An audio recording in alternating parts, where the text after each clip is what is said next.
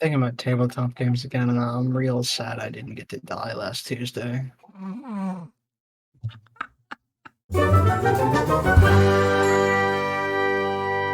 What a waste! Your scarred vessel comes to beg once more. You will never pry the subscribe button from the clutches of its rightful owner. I, podcaster Cole, have ascended, and the podcast salutes me. You will die a lifetime, an eternity, a universe of deaths before you are blessed by the endlessness of this place, this paradise. I will never close an eye to the gift that is the podcast, even as my flesh hardens. A wall of bone awaits my joining. Welcome to the podcast. I'm Melina. I'm Peter. I'm Cole. I think you mean podcaster Cole. No. I got possessed back there. I don't know what the fuck that was. I don't know either, but it was a great introduction. Hi, everyone. How you doing? So you remember how last time we talked about Warframe? Well, we didn't actually get to finish talking about Warframe, so we're talking about it more now, I guess. Welcome to the additional 2 hours about Warframe, probably.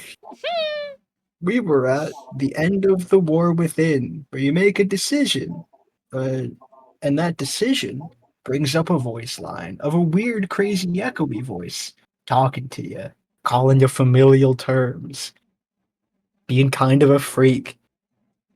Yeah. The hell was that? You find out pretty quickly. In the next quest, Chains of Harrow. Chains of Harrow.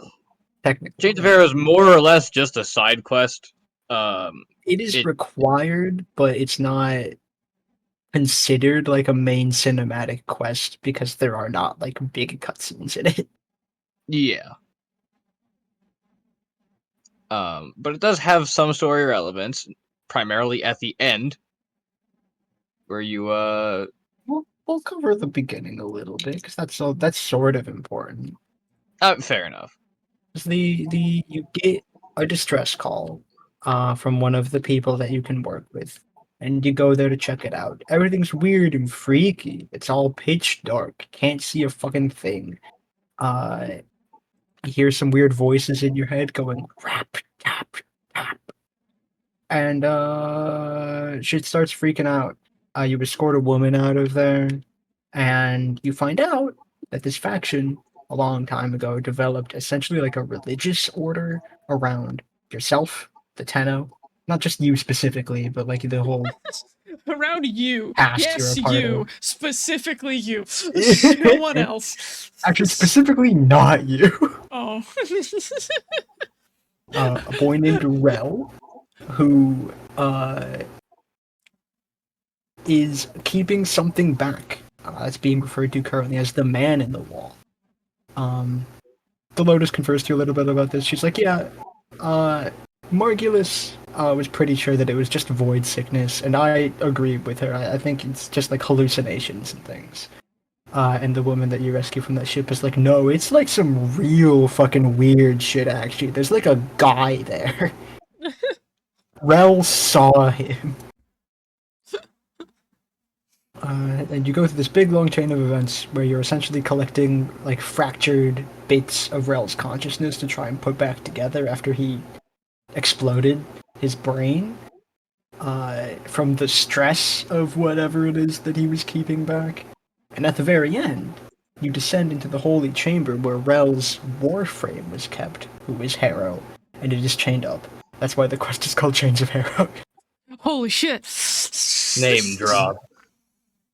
Roll You credits. interact with it, and the woman that you rescued from that ship is like, hey, that's not Rel. Something else has, like, taken his shape and is fucking with you.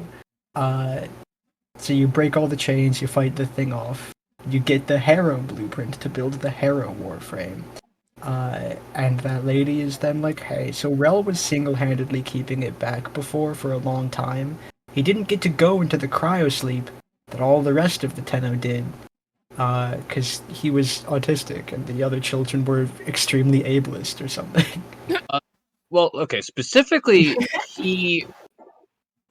yes, he was shunned by the rest of the Tenno because, yeah, ableism or something. I don't know. But also, This is not the plot's greatest bit of storytelling. but also, Rel was aware of the man in the wall before the cryosleep and willingly did not go into cryosleep to basically figure out what the fuck it was. And also to keep him back, he was apparently very self-sacrificing. Yes. So since Rel did not have the cryosleep, he engaged in like a permanent transference cycle with his Warframe until his mind exploded.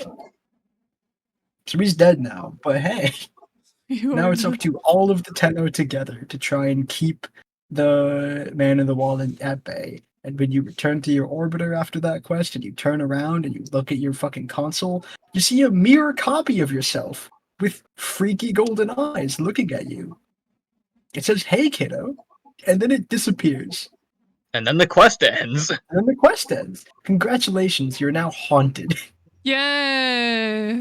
From this point onwards, there is a random chance that the man in the wall, using your appearance, the appearance of your operator, will just show up in your orbiter, say some weird shit to you.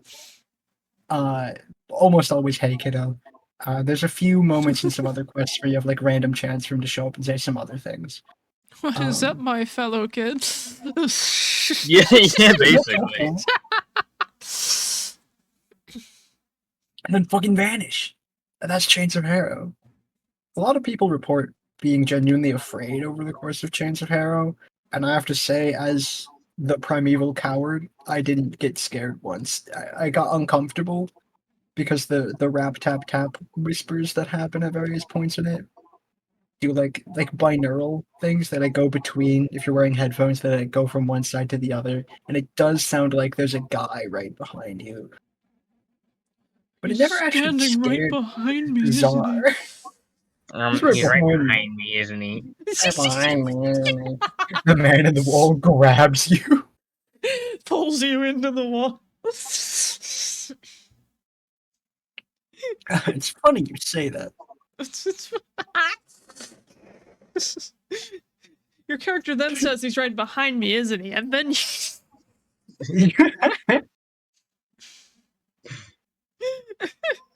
What is after Chains of Harrow immediately? It is Apostasy Prologue. Oh, we're there already. Yeah. Wow. That's great, because that means the sacrifice is right after. Yes, it is. Ah, the sacrifice. The one. It's part ritual, part hungy. Apostasy prologue. The what? Apostasy prologue. Do you know what an apostate is? I take your deafening silence as a no. Uh-huh. Apostasy prologue. I forget exactly how it starts, but I distinctly remember how it ends. Yes. It's a purely cinematic quest. You don't actually do anything in it. You just watch it like a short cutscene and it's over. Yeah.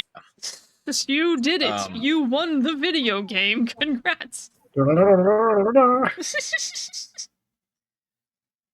Well, I guess it is important to recall what happened at the end of the War Within. Second Dream and Second Dream and the War Within. Oh no. Right. Right. No, never mind. It starts with the It starts with a strange Warframe howling at the moon. Too far. I'm sorry? Is that too far? Yeah, that's the sacrifice. No, doesn't Apostasy Prologue begin with that? No, that is the sacrifice that starts with that. Man. fully forgot what's actually in Apostasy Prologue then. Apostasy Prologue starts with you being Oh, that's right. by something in your personal quarters. Yeah, I forgot. I remember now. God, I forgot about this. Yeah, it's a very easy to forget quest. It's actually not just one cinematic. You do actually move and go places. Oh my god. Specifically, I believe you go to the reservoir, right? Yeah, you do. Yeah, you should recall what happens at the end of the second dream, where you overhear two people, Margulis and Valis, talking. Margulis is the original Orican woman who was essentially responsible for taking care of the Tenno, trying to understand them and their weird space powers after the void jump incident was a complete and total disaster. Yeah, it basically just, providing any kind of therapy to them, because God knows they fucking need it. I think technically Margulis wasn't supposed to be doing therapy. I think she was just supposed to be studying the Tenno.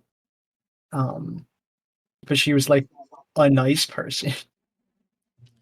Fine, I'll be your therapist. Get on the couch. Fine, I'll be your therapist and your adoptive mother.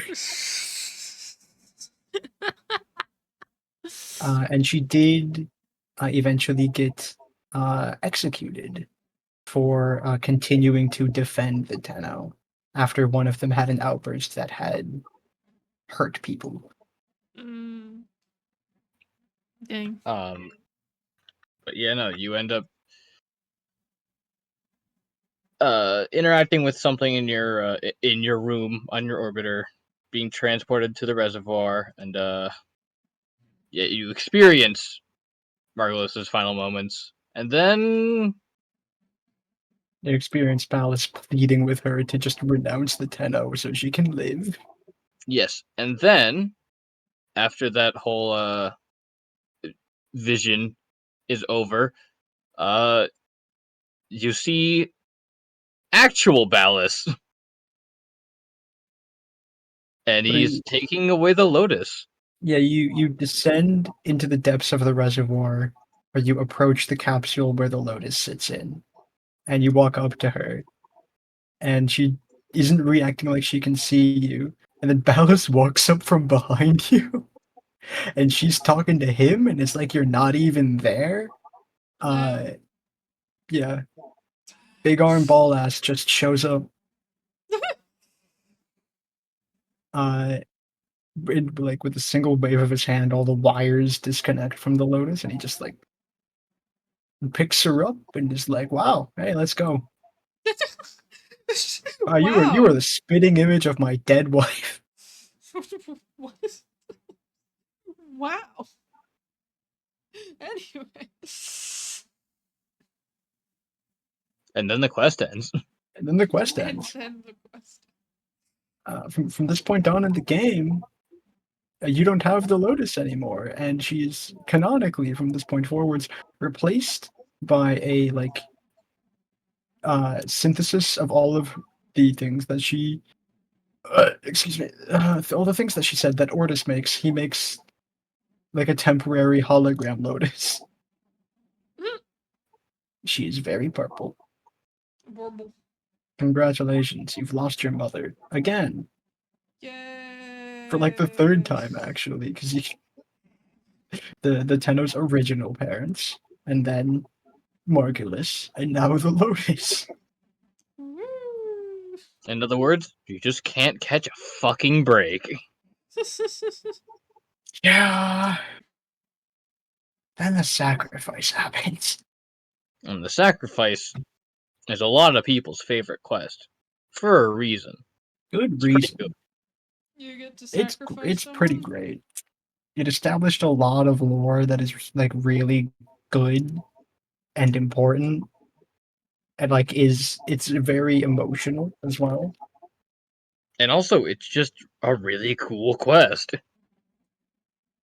Nice. And this is the one that starts with, A Warframe howling at the moon. A weird-looking Warframe howling at the moon. I'll say weird because it's has a scarf.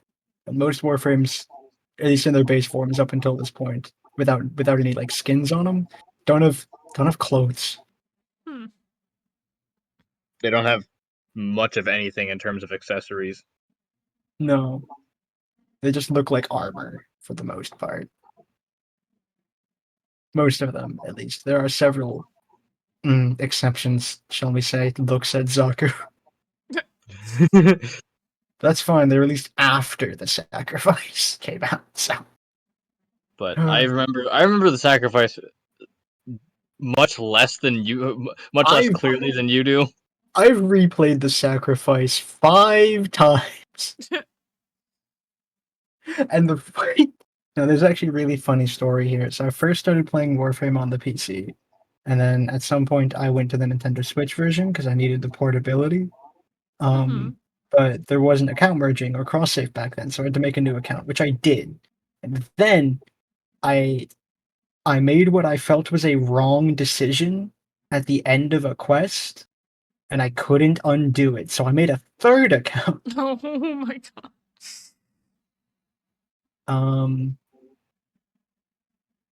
I think actually then I've played the sacrifice 6 times because I replayed it I think at least once on each of those.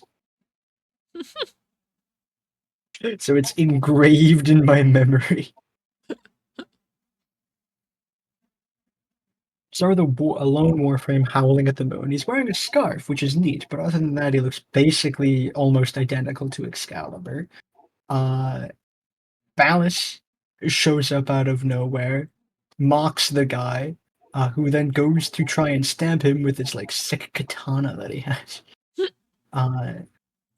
But he is unable to because of reasons that will make sense later in the quest.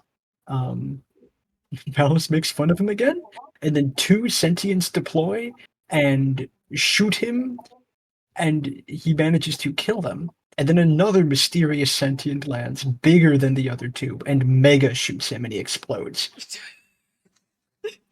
Super duper shoots him big time. An even bigger sentient with even bigger hongalongus nonalongus.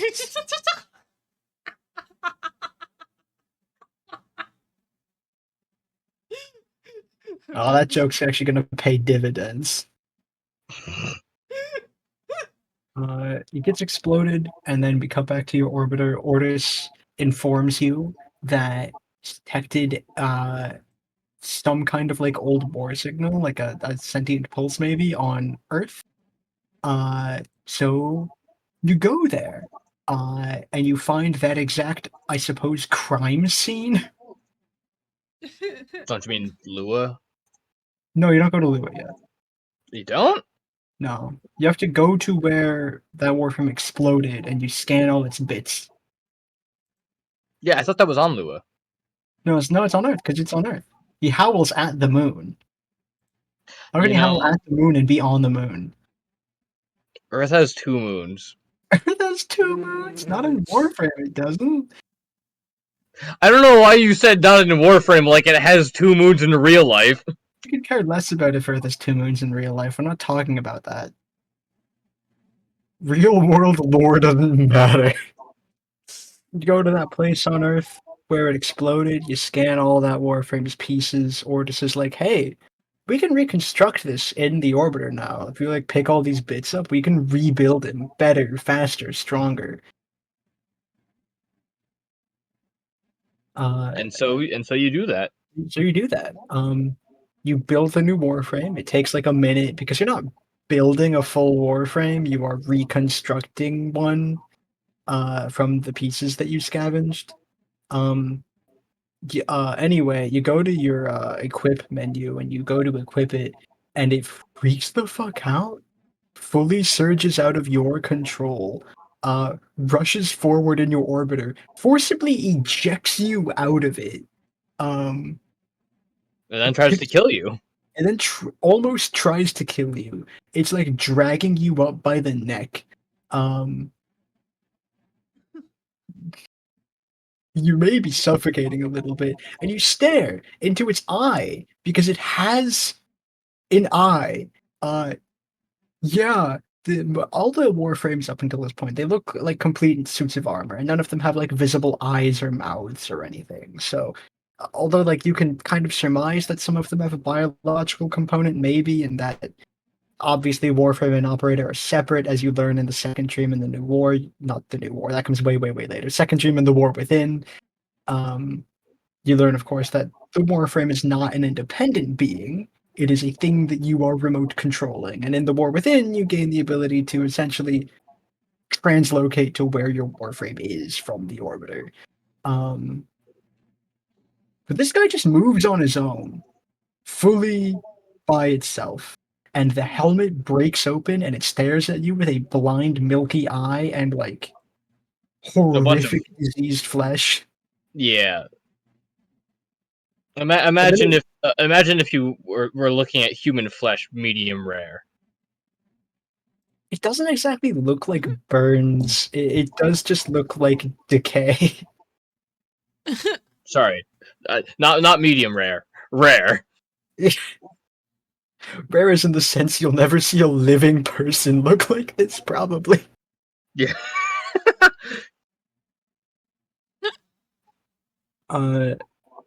The Warframe escapes. And then you're like, I gotta go after that guy. I think I saw some of its memories. I gotta go after it. This is the only link that we have to Ballas. So we're going for it. And then you go to Lua, because it's your only clue, because on the Earth you did scan a piece of its sword, and that sword is made of minerals from the moon / Lua. So you go to the moon. You do a whole fucking like cipher thing where you have to like find codes and input them into a machine. It's kind of tedious and a little boring. I never liked this part of the quest. It's a cool puzzle the first time, and then like every time you want to do it afterwards, I'd just rather put my hand on a hot stove. It's not that bad. No, but it is faster to put my hand on a hot stove. I can't disagree with that. See you watch, I'll do it right now. Watch, I'm gonna go do it right now. I'm gonna record it on my phone. I'll send it to Alina, and we'll put it in the video. No.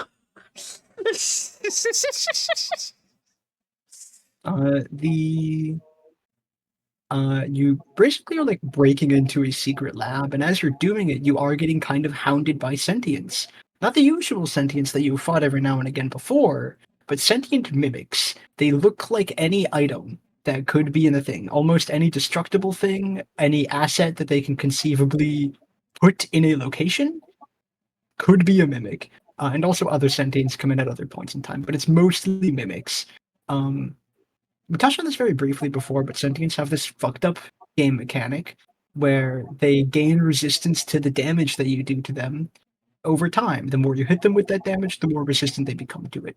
It's never to the point where they're entirely immune to that damage, but they can be like 80%, 90% resistant to it.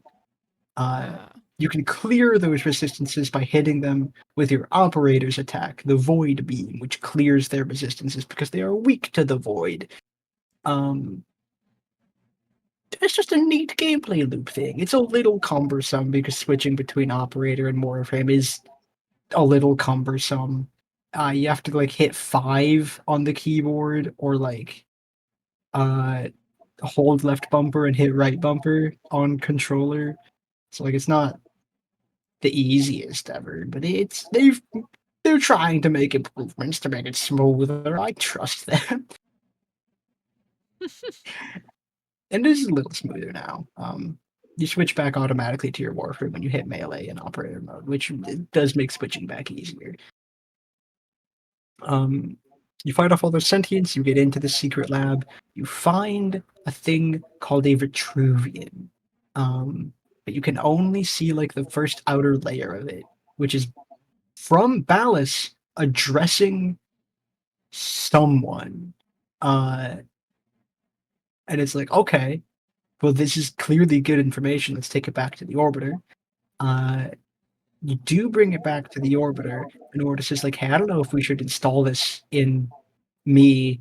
I think it might fuck me up. And you're like, I'm sorry, Ortis, we gotta see what's in this thing.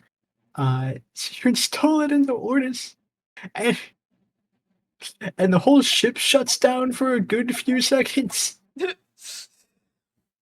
And as Ortis wakes back up and recalibrates, he speaks in a really weird manner and is calling you things like Star Child and is entirely devoid of any of the like emotion he's had up until this point. This is presumably what Ortis was initially designed to be like before he got like broken back in the old war. Row got rebooted.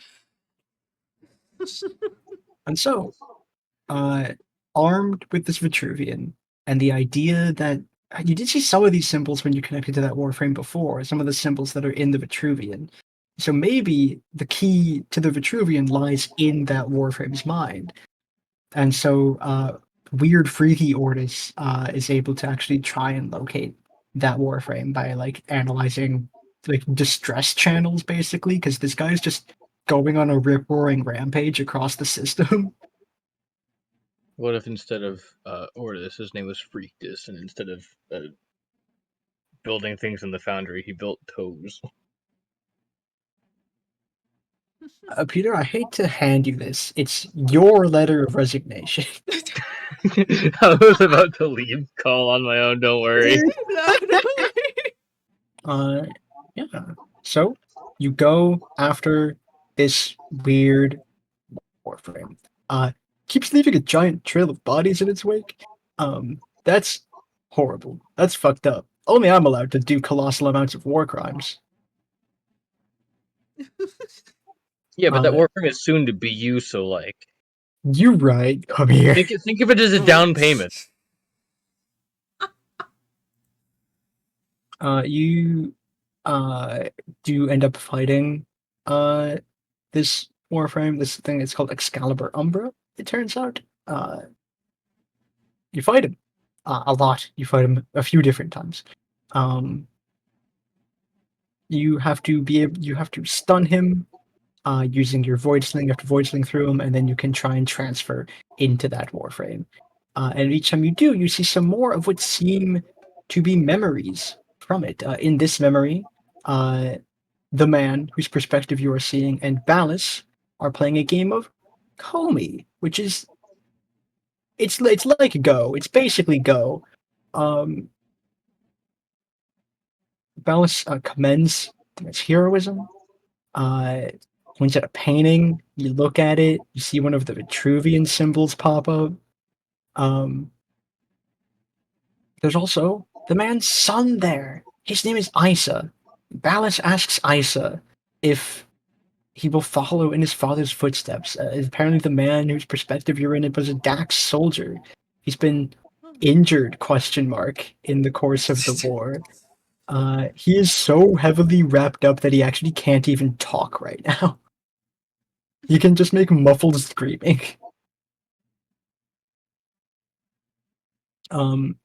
As you play the game of Comey, and Ballas Ballas does eventually end up winning, and he is talking to you telepathically. As the man in this memory, he's been fitted with a transference bolt.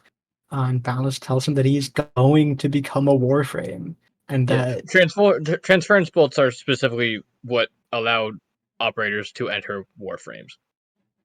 Yeah, or at least in the earlier days. Yeah. The use of transference bolts is not necessary for Warframes in the current age. This transference bolt also actually lends Ballas a little bit of a telepathic connection, as he makes fun of you and mocks you and says that each piece you lose in Comey will be a child, a grandchild, a lover, as he intends to massacre you and your son and your entire family. Your whole lineage down to the very last. Then you get ejected out of the memory. as you do so, sentients show up. I believe sentients show up, but they have to fight. Maybe that comes later. I You do believe manage. so because you have to fight Umbra multiple times, don't you? Yeah, yeah, you absolutely do.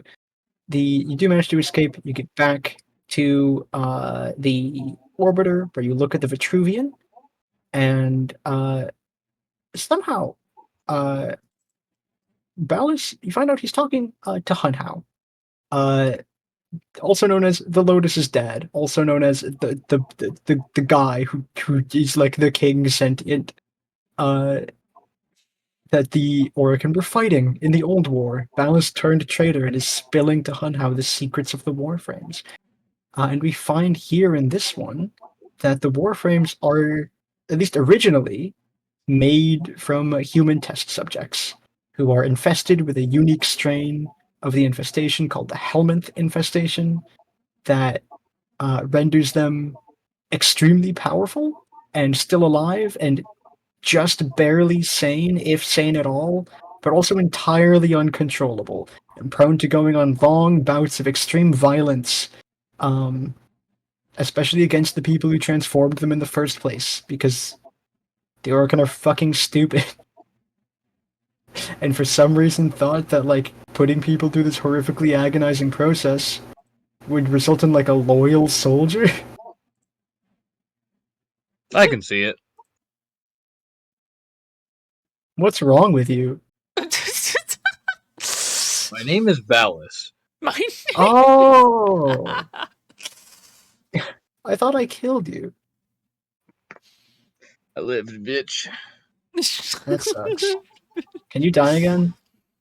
No. It hurt the first time. Yeah, I fucking bet that did, actually. You deserved it. Can you die that way a second time?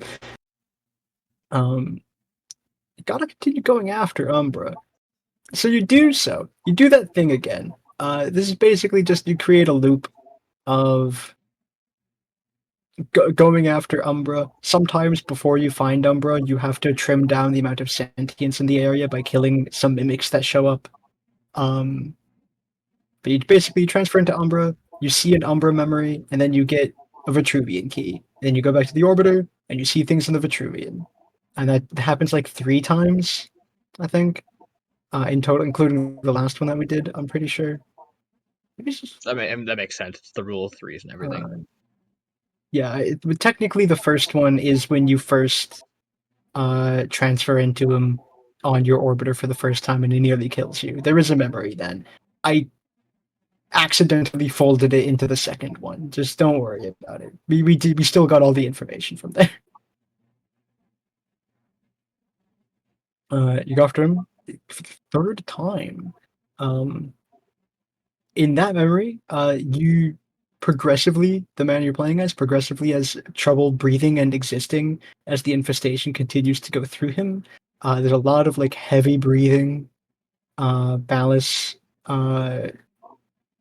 is continuing to beat your ass at Comey, which sucks because I hate Ballas.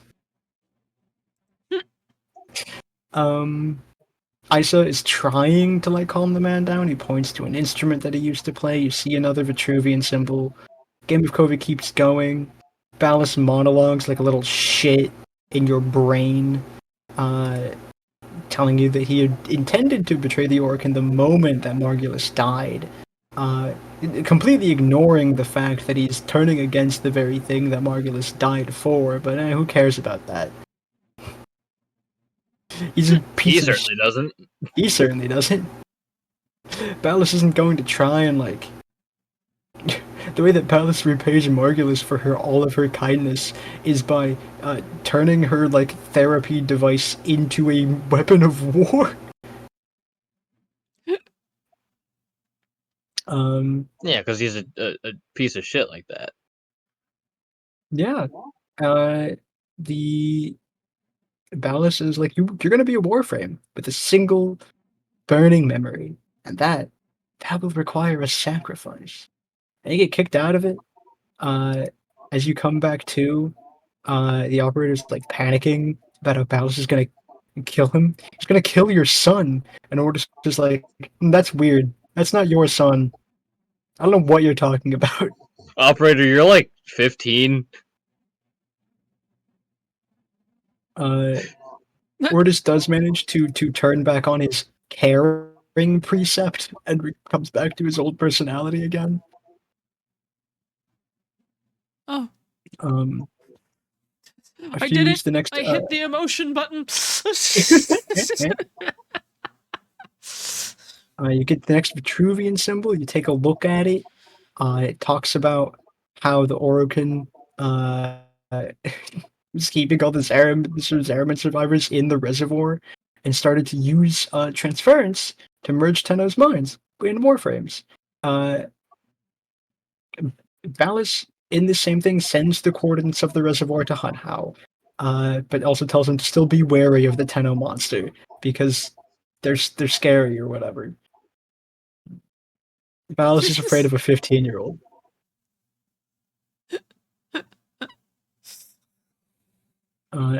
You next follow... There's only one thing worse than a murderer. A child. No. Yes. A child murderer. Not as in one who murders children, but a murderer that is a child. A murderer that is a child. Even worse, just a regular child. Oh. You follow Umbra to Lua/the Moon. You show up in this mission by yourself. You don't bring any Warframe with you. Ortis is like, what the fuck are you doing? You're like, it's fine. My Warframe is already here. I put on the like shitty Solid Snake voice for that. That's me doing that. No, I wish that was in the actual game. That would have been amazing. In no other point in the game.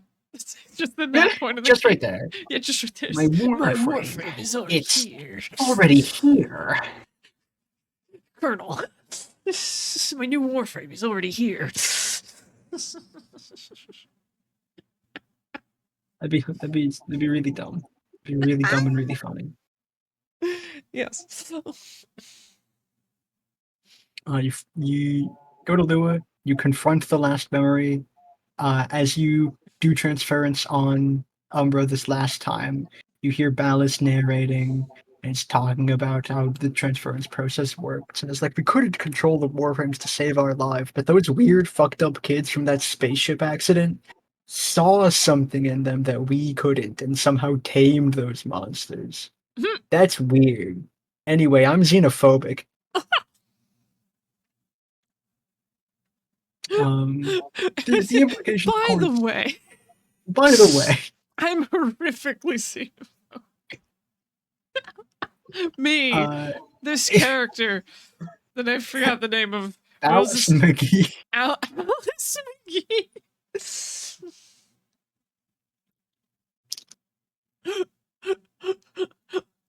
Here first, Big Arm folks. Val is gonna conquer the solar system. I'm gonna conquer the solar system with the power of xenophobia. That's just the normal Stellaris playthrough.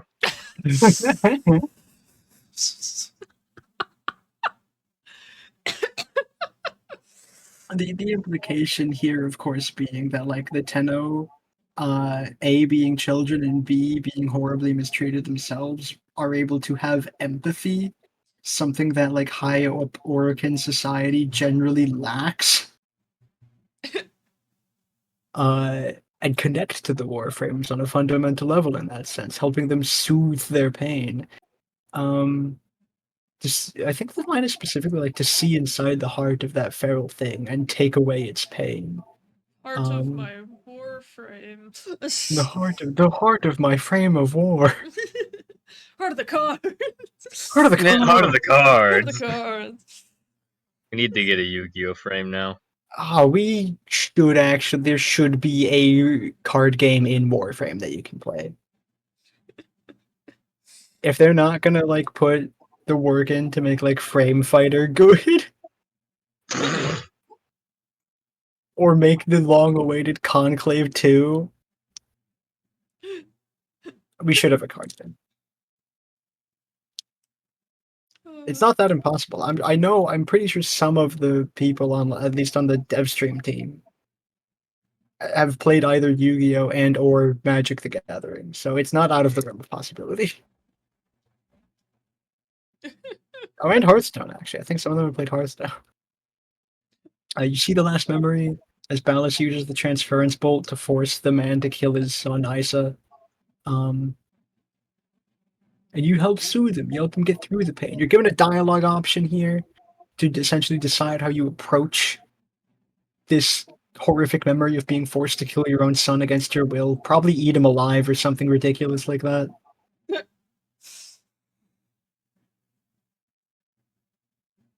Yeah, it probably is something ridiculous like that. Probably is exactly that, in fact.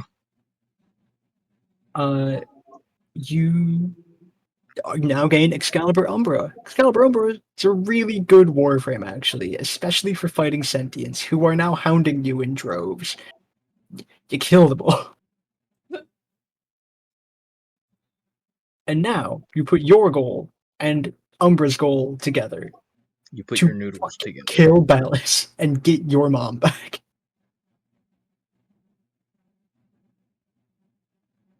You take him to Earth. Kick door Where you down. Give last me back my mommy.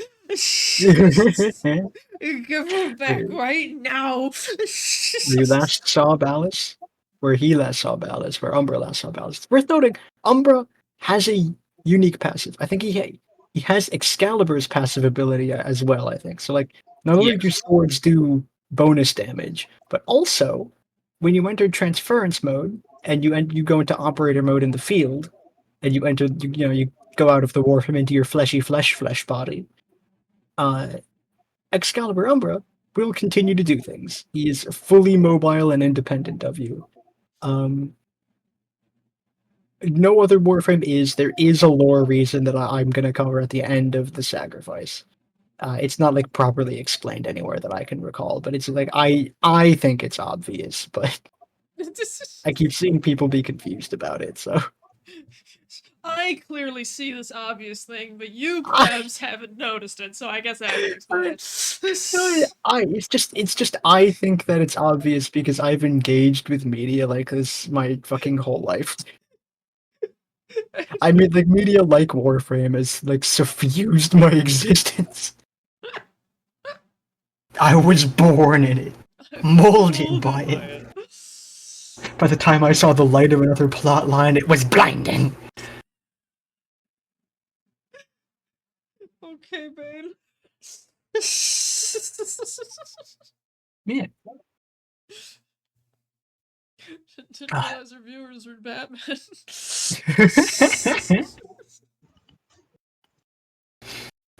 You hunt down Ballas to Earth. You kill several sentients. He is standing at like the edge of the arena, covered in like a fucking shield that you can't break, like a little bitch, because he can't fight to save his life because he's a little bitch.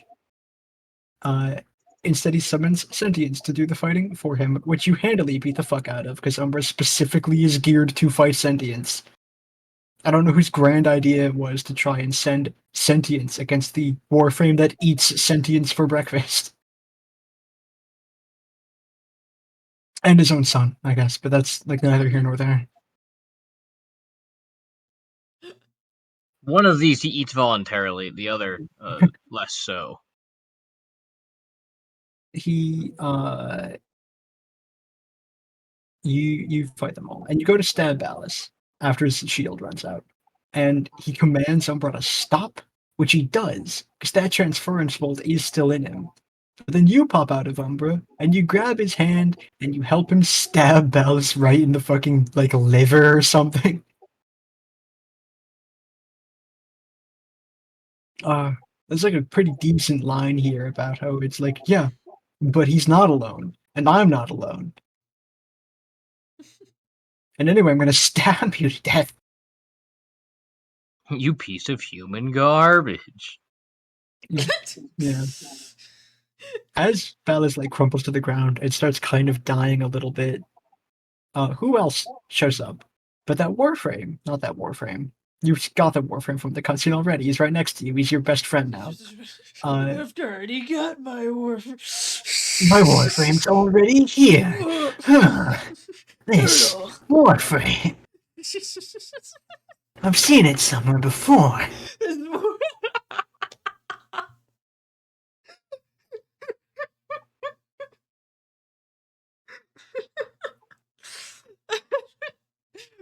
Get the fuck out of your shadow.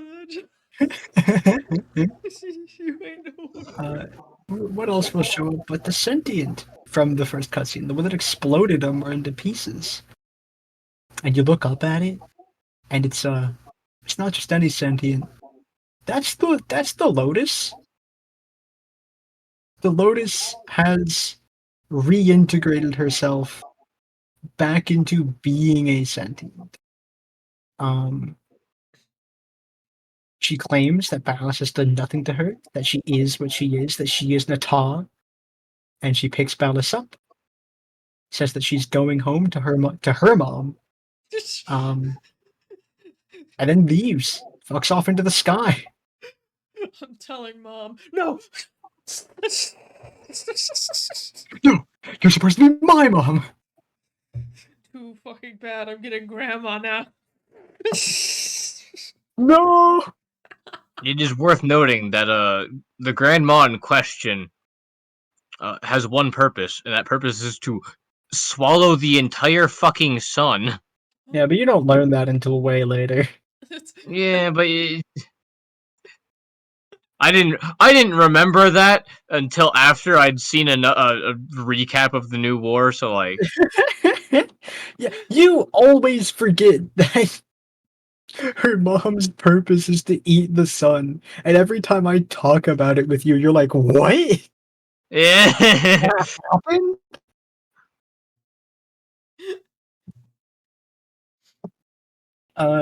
Anyway, the lore thing with the Warframes. Umbra is a sapient Warframe. He is fully capable of being independent from you physically, and he can do things without you commanding him to. Your other Warframes can't. It would seem that the first several Warframes that were made in this manner, with infesting people with the Helmet strain, and fitting them with a transference bolt, so that they could be remotely communed with, essentially, via the second dream. And I actually have some decent lore stuff about the second dream as well, that I think plays into how fucked up Ballas is as a guy. I'll cover that too before we continue on to the prelude to war. And that the Railjack initial quest we should also do, I guess. I guess. We can briefly talk about. Railjack is a game mode. Done. Wow. Yeah. The reason why your other Warframes don't have the ability to move on their own is because they're not people. Each Warframe that you build requires a certain amount of infested bits that you cram in there, and the Helminth is a part of your orbiter that essentially processes those bits and cultures it into the shape of a body, but it isn't actually based off of a human person at its very core anymore. Because it turns out that if you keep doing that, you run out of bodies eventually. So, that, I feel like that's pretty clear because each Warframe that you make, it does require infested bits. It requires nanospores or plastids or other bits. In order to make any neuroptics, you need neural relays, which are a cultured infestation. So it's not using a person as the base anymore. They are just made in the style of people because it is way easier for you to project your consciousness into something person shaped than it is to project it into something that's not a person shaped like a person. It's also easier to control because, as you see in the beginning of the sacrifice, the operator initially can't do anything with Umbra because he rejects them and makes it so he can't be controlled. And that doesn't happen with any of your other Warframes because they don't have minds. They are just techno-organic puppets. Umbra is entirely unique, seemingly, in the fact that he survived the Old War and did not die that whole time. I mean, there are other Warframes that did survive the Old War. They just have yet to be found, or died off screen somewhere. Or died off screen somewhere. And there's other like weird shit going on with Warframes where it's like you will find a Warframe that is referred to by its Warframe name, like Sevagoth, for example. But the implication I feel there is less that it's that Warframe's will and more of the will of the Tenno who was piloting it when all this shit went down. Yeah. Roiling around still in there. As for things that make Balance more fucked up, the thing with the second dream, so the second dream is you take the Tenno, who is a traumatized teenager that has gained like weird, horrible, fucked up void powers, and you put them into a cryostasis, and then you project their mind you project their mind into a surrogate body, or you just put them to sleep, and within the dream, they can control themselves easier. The idea initially, I believe, from Margulis was that they put them in the second dream, and then you project their consciousness into a surrogate body, and that allows them to actually like have control to an extent, because the process of the process of dreaming, essentially creates like a theme around the powers instead. And like that's why the Warframe powers are what they are, because each Warframe has a theme, and the Warframe's powers are themed around that theme. And they present the way that they do because they are shaped unconsciously by the dreams of the Tenno, and the void energy that is channeled through that connection.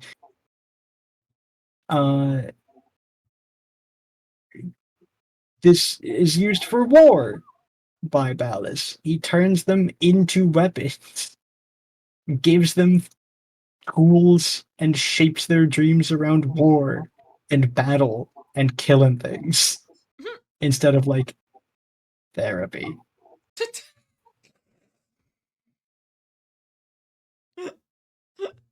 The idea is that like in their base form, the Tenno's powers were a lot more volatile without the process of the dream, and harmful not just to the people around them but also themselves. And so the idea of the dream is to help soothe their minds and enter a state where they can easily control things. And then Margulis... And also impart that calm to the feral Warframes, for lack of a better word. Well, that wasn't even an idea at this point in time, because that was Ballas's thing. That's what Ballas did. That was his idea, was to connect them to the Warframes. Margulis, I think, was just developing, for lack of a better term, vessels, which is a loaded term right now, I know, but not those kinds of capital V vessels that are currently important in the lore that we're not going to talk about because they're post-New War things, and we're just going up to the New War.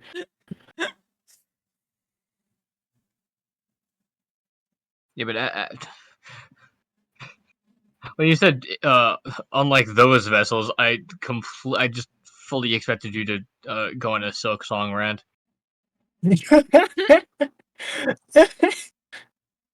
Don't tempt me. I'll do it. I'll do it right now. Do you want to hear? No. Finish the Warframe stuff. Oh, okay. What's next? Railjack. Railjack is a game mode. You do the Railjack quest. Basically, the sentients are gonna have space forces, so you need a ship that can go into space and fight. You build a warship. There's a fucking AI who you reconstruct who has like trauma from the way that the last crew died because he was ordered to kill them on purpose, and it's like he had conflicting orders and he has to follow the orders. And it's like, okay, well, I have to follow all the orders I'm given, and my orders are to let my crew die. But also my orders have been to keep my crew alive. The only way to resolve this is to bash my head again into a wall over and over again until I no longer exist.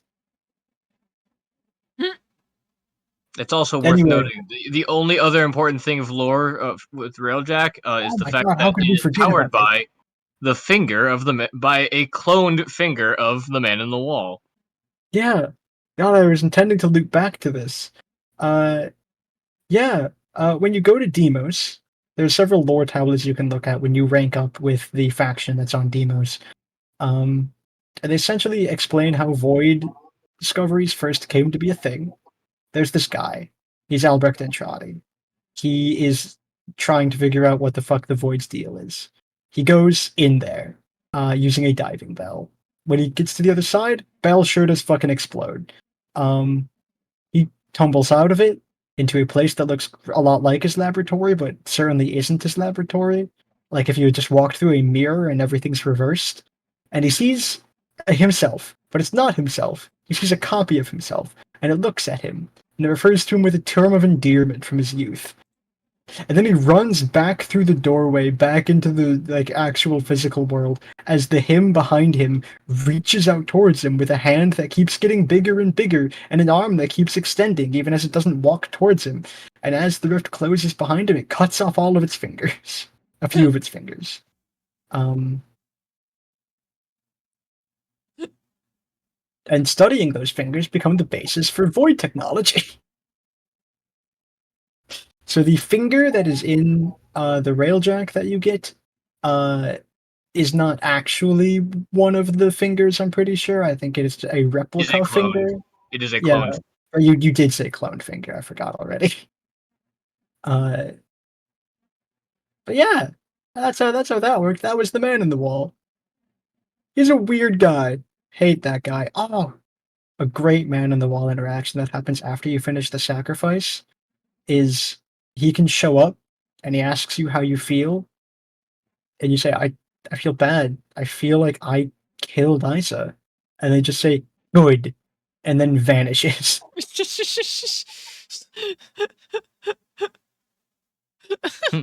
That's intended behavior.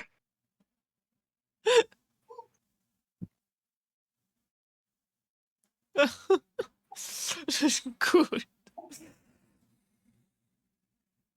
Yeah.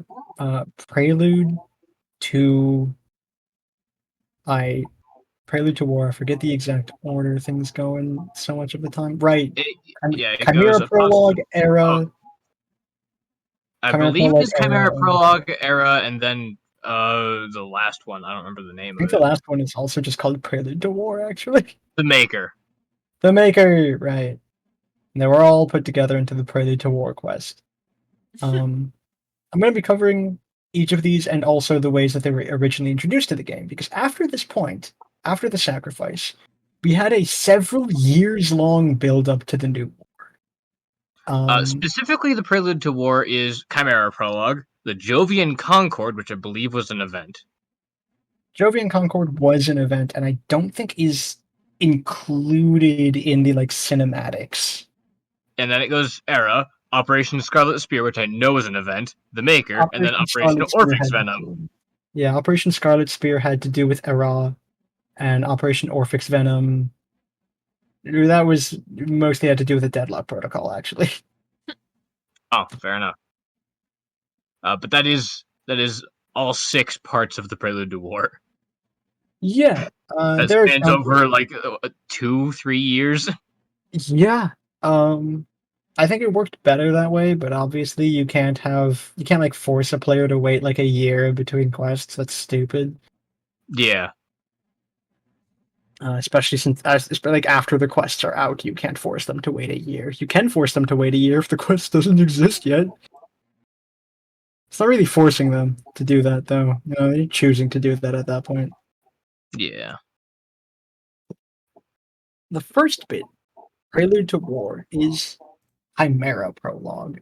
In Chimera Prologue, you see another thing in your personal quarters that you interact with, and it takes you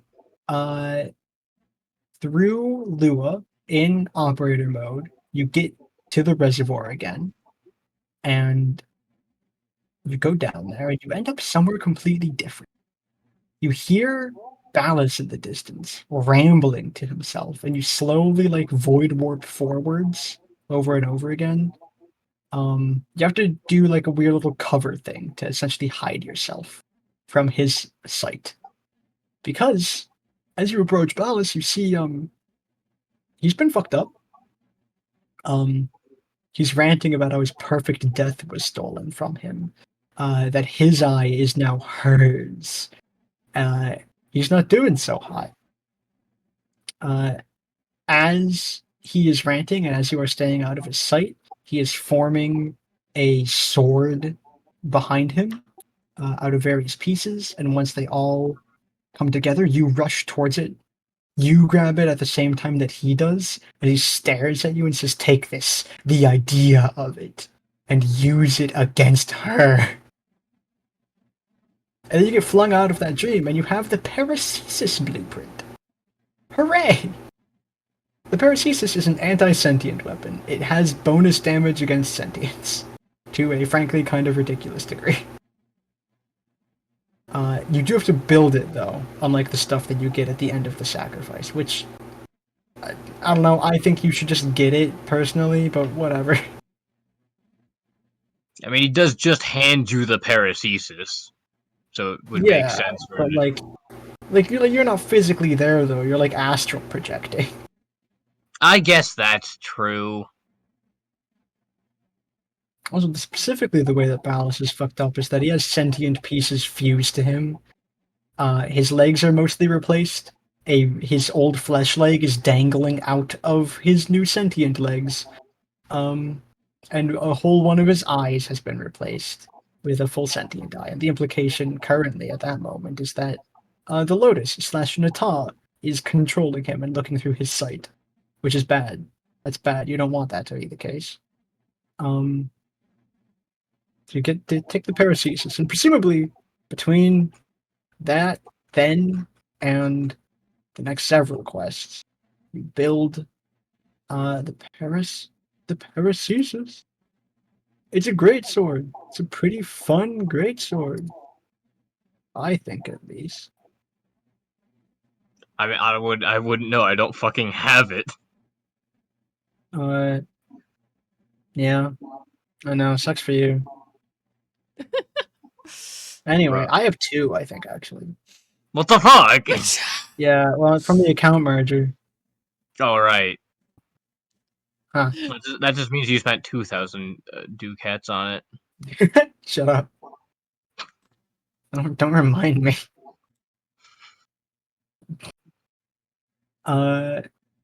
Technically, the Jovian Concord happens next, I suppose. Essentially, the Sentients are trying to overcome their weakness to the Void, and they're doing this by trying to amalgamate themselves with other peoples of the Origin System. It is sort of working, it's also sort of not working. The amalgams still, I think, can't have progeny. They are infertile, I think, still. But they're not weak to the Void. And they are Correct. pretty annoying units to fight, but it's not the sort of perfection that the Sentients are going for. But you bet your ass they're going to use them as units in the war anyway. Alad V, who you may remember as the conniving business fuck who briefly helped you in the second dream, is being armed, forced into this deal because the gas city of Jupiter has been beset by the Ropalolist, a unique sentient that can fly and shoot lasers and do all kinds of wacky stuff. After the sacrifice, you do unlock the ability to fight the Ropalolist on Jupiter. I think Jupiter is like one of very few planets to have 2 boss nodes. I think the only other one is like Eris. And I guess Deimos ever since the Nightwave, but whatever. Yeah, it's not common, that's for sure. Yeah. You can fight the Ropalolist. During that mission, Nata is rambling at you about some crazy shit that doesn't quite make sense. talking about seeing the void's other face. Just weird stuff. Preparing for war.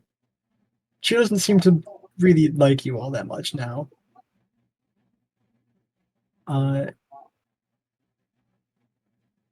Yeah, you managed to kill the Robololist and technically free Alid from the deal, but because this is a video game, that also simultaneously doesn't happen.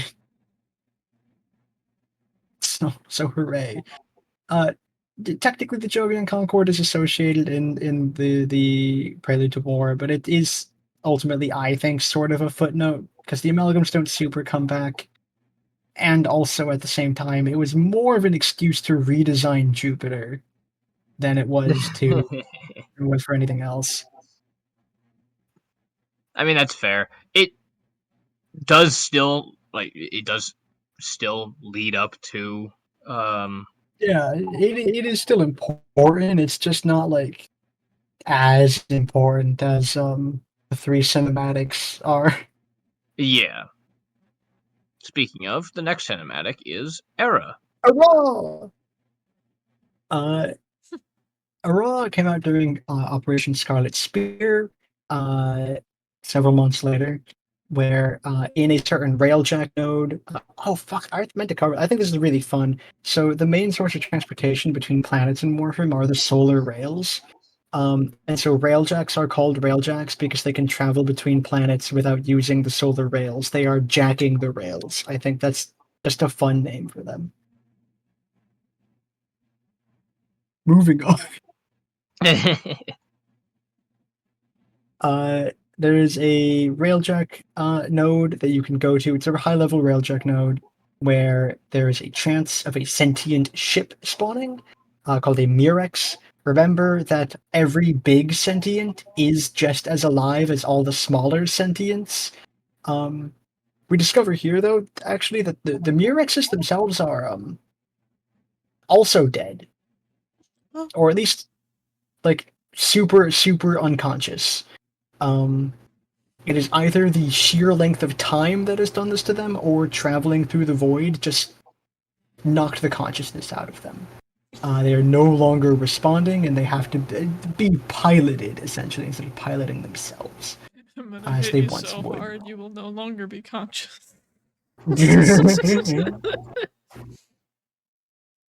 um,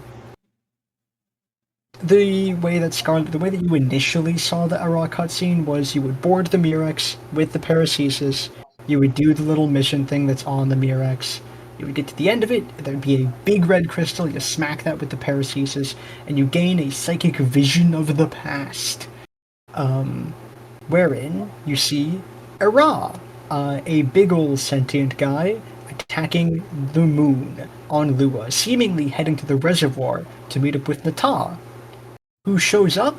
Not Nata, but the Lotus, with a fleet of like Tenno outside of their warframes floating behind her, and they all smack Ara with their void beams, seemingly killing him.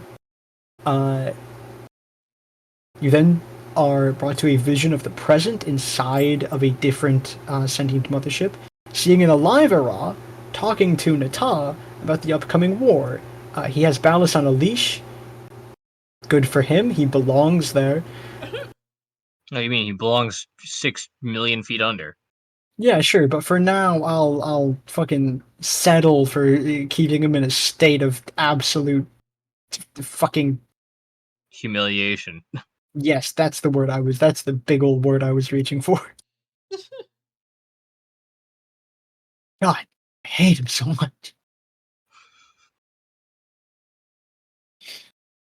He claims that Natalia is like having memory problems, because she still believes herself to be fighting the Orokin in the old war instead of trying to start a new war.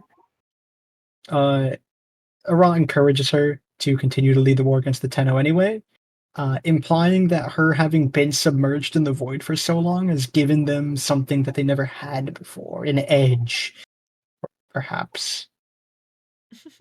So that's Operation Scarlet Spear and the Jovian Concord. Um,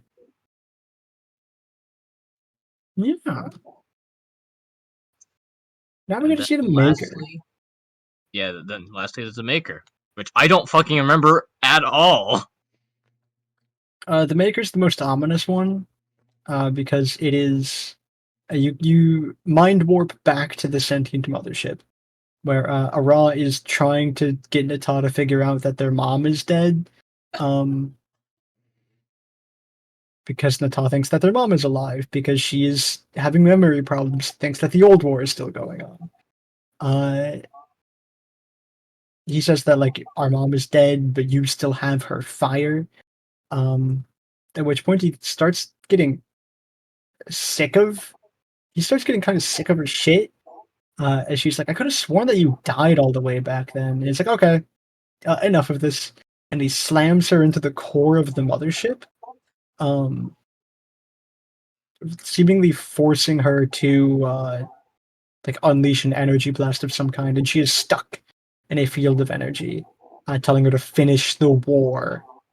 He drops Ballas's leash, and Ara and Ballas both stand over Nata as she's forced to do this thing. Great. At the same time, Operation Orphix Venom came out. Operation Orphix Venom, I believe, came out at the same time that the Corpus Railjack nodes were added to the map. The Sentients are continuing to attack the Origin system, and they are deploying Orphix units, which block transference signals, meaning that you cannot use their warframes within their fields. This is essentially an excuse to also be using a Necromech in a Railjack mission. When you do the DMO's quest, you gain access to Necromechs. Necromechs are essentially almost proto-warframes. They were initially designed to fight in the old war, same as Warframes, but they were found to be just expensive, too clunky overall, I guess. Yeah, pretty resource intensive to make, very clunky, and it turned out that a single Tenno could do a lot more in a Warframe than in a Necromech. And a Necromech is basically just a giant, quote-unquote, giant for a human robot.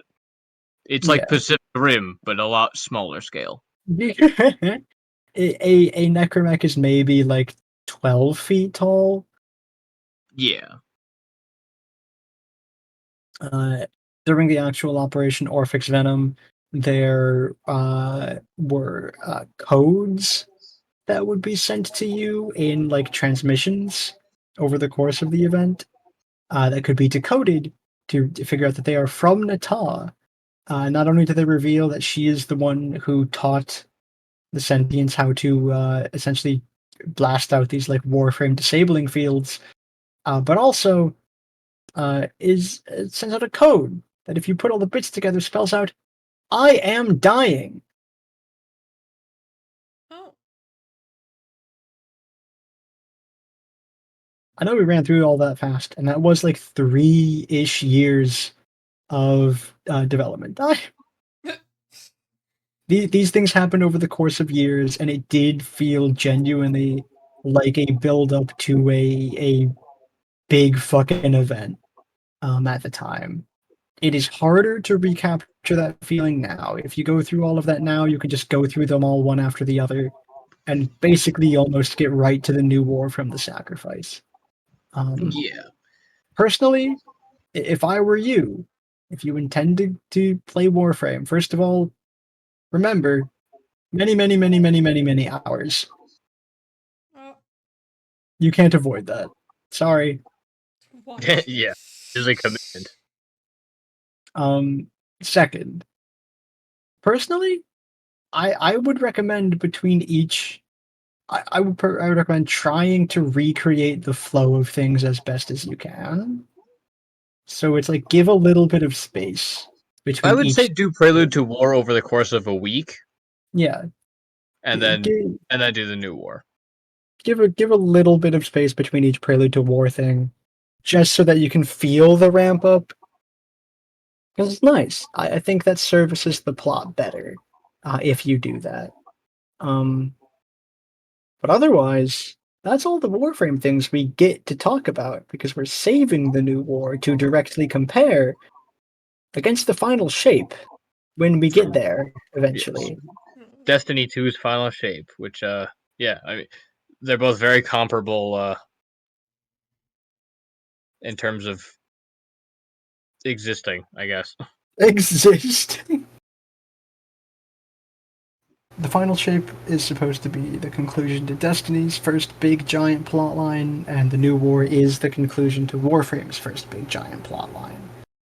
So, for two games that have been occasionally compared to each other, quite often compared to each other, yeah, I figured it would be a good thing to see how they approach these narratives and how they try to desperately stick the landings, I guess.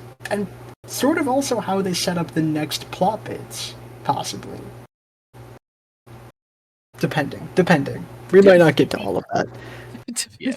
It'll probably just be going over the new war, going over the final shape, comparing the two on a surface level, and then we'll be out of time for the episode. So much happens in the new war. I feel like comparatively little happens in the final shape. Yeah, you're right. Well, yeah, one's a whole war, the other one's just a shape. Maybe the final shape, like, you can add as many corners as you want, but it's not gonna equal a war. I draw a space rhombus and conclude. I draw a space rhombus and conclude. That's it. I summon a. I play space rhombus in attack position and end my turn. Your move. The plot of Destiny, as I understand it, is like sphere versus pyramid. Yeah, circle good, triangle bad. Final shape, final. The final shape is the final triangle. Are you sure it's not the final circle? It has a lot to do with the one true circle. We only have the one circle, so it can't really be the final circle. I'm remembering watching you play the final shape. Keeping me sane through it. Yeah, we can use the term sane very, very loose like that, I guess. Having to look up a guide at the very end. Me beating the final shape by solving this math problem in my geometry class. The final shape is actually fighting against the level geometry. God wasn't fighting against the level geometry. That shit was terrible. Why is the terrain just Why is the terrain just rhombuses? You may have caught on at this point, but we don't really like Destiny that much. Yes. I didn't like it from the very beginning. And before you get your knickers in a twist, I did play through the entirety of Destiny 2. I played the beginning of Destiny 1 and nothing else. And I do own Destiny 1. I never played it. I got it for free. I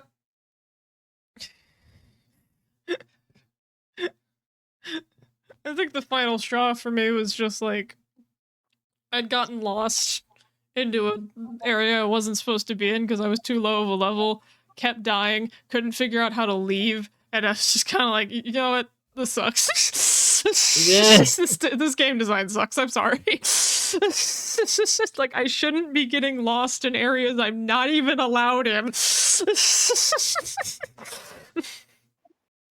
How did I get here? Anyway, I guess we ended the episode now. I guess y'all got nothing else to say. I definitely have nothing else to say. I have nothing to say. I mean, what are your opinions on the sacrifice? Sacrificial. Tell us everything you know in excruciating detail about it. I don't remember the name of them, but they were basically just the Flood.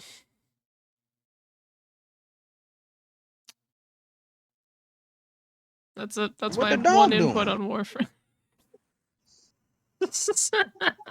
What the dog doing is how I felt when I first got Umbra's passive in the middle of the game and I saw him walking around.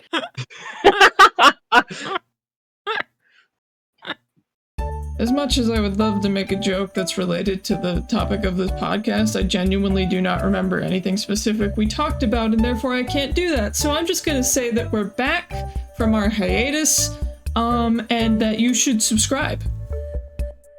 You should do that. Pretty please. Pretty.